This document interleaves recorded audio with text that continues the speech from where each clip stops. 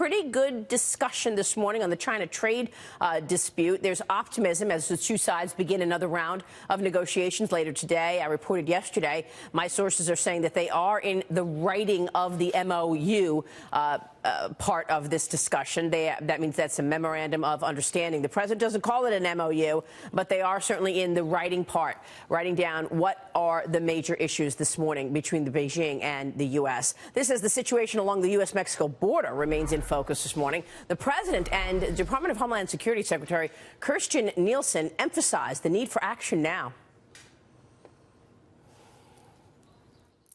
Ready to close it if I have to close it. Our system is absolutely maxed out, and Border Patrol has done an incredible job, but the system is absolutely maxed out. We're going to have security in this country. That's more important than trade. Hey, all you hear me talking about is trade. But let me just give you a little secret. Security is more important to me than trade.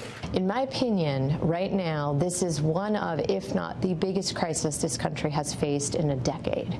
Truly. I mean, the security aspects of this, the humanitarian aspects of this have got to be addressed. So I agree with you. This is at the very top of our list at DHS. We've announced today that we're now treating this like a massive Cat 5 hurricane disaster.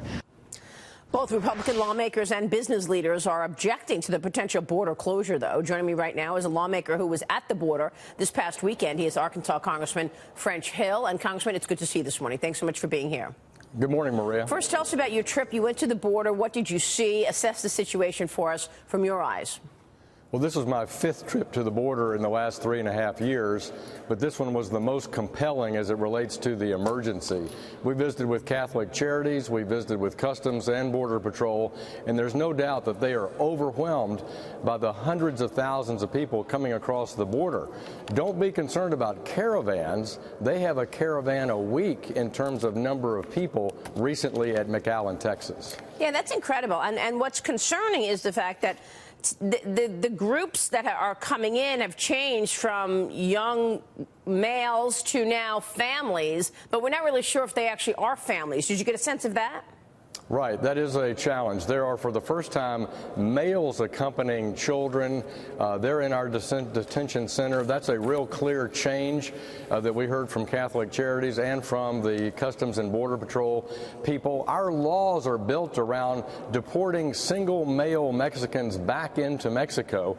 Now we're confronted with Central American families coming across the border in record numbers, and we just don't have the staff to process those or places to hold them, so they're now being released directly into the United States and not being held and fully vetted for about 72 hours. Right, and they know that, right? That's why they're they're parading as families. They know that once they get here as a family, they won't be able to get they won't get separated because they're a family, and they'll probably get released once they're here, and then not show up for the court date. So this is sort of getting through to a lot of people, and they're saying, well, let's just make believe we're a family and get over there. Meanwhile, the Journal is out with an editorial this morning. The editorial board writes, "Blowing Up the Border" is the title. Writing this, the U.S. economy is showing signs of renewed growth after a rough patch caused by the government shutdown, a Federal Reserve mistake, and uncertainty over trade. Mr. Trump would undercut this growth revival if he now closes the border.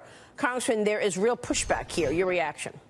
Yeah, I agree with the Wall Street Journal's editorial page. I think we need to divert resources to the border to help the Customs Patrol and the Border Patrol do their jobs, which are admitting legal visitors to the country, legal workers in the country, and the billions in cross-border commerce. We need FEMA people at the border to help with this humanitarian crisis. We need contractors to help with this humanitarian crisis, and let our customs officers and our Border Patrol go back to their core missions. But I believe it would be a mistake to stop the trade flow across the southern border. That would be, I think, an economic mistake for our country. We need to treat this just like Jay Johnson, Obama's Homeland Security Secretary, and our current Secretary Nielsen say. This is a humanitarian crisis. We need to react to it as if it were a Cat 5 hurricane. Yeah, but I mean, why is it worse than it's ever been? I mean, if the Obama administration did so great.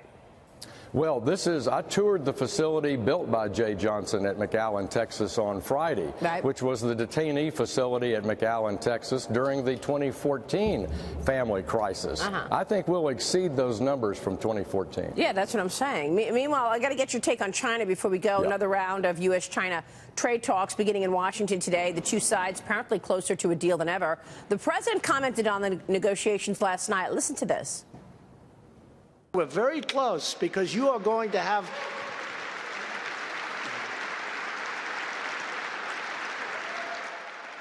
in fact, when I ask China, and I'm doing that, that'll be the end of the negotiation. If we get there, and let's see what happens. Who knows? I think we're doing very well. They need the deal more than we do. You see what's going on. They need the deal, and they're getting hurt badly. Congressman, your reaction, and another good editorial I'll point out in the Journal this morning is it too late to counter China's rise? Most people believe that the U.S. will be less important than China in the coming years. Well, I think we certainly have a national security issue as China reasserts its security interest in Asia. I think we have obviously a major trade issue, but we're joined in that trade concern by the EU, Japan, and other of the G7 countries to work together to open Chinese markets, to rein in their excesses when it comes to their state-owned enterprises, to block their ability to steal intellectual property and compel Americans to share technology. That's at the heart of what the president is trying to do with this agreement. Yeah, I know, but the issue is enforcing all of that, right? I mean, the Chinese have agreed to buy more soybeans and natural gas. They have agreed to open up their markets to certainly financial services industry, among others. But are they going to be able to stop the stealing of intellectual property? And will the U.S. have enough of an enforcement mechanism in place to actually snap back tariffs or snap back something should they fail on that promise? Well, that's exactly why this negotiation is 20 years overdue and so important since China joined WTO. We need that enforcement. Simply buying more American goods and services is not good enough. We need structural reforms. It seems that that's what they're working on, so we'll check back with the White House. Congressman, it's good to see you this morning. Thank you. Good to see you, Maria. Thanks. Congressman French Hill joining us there.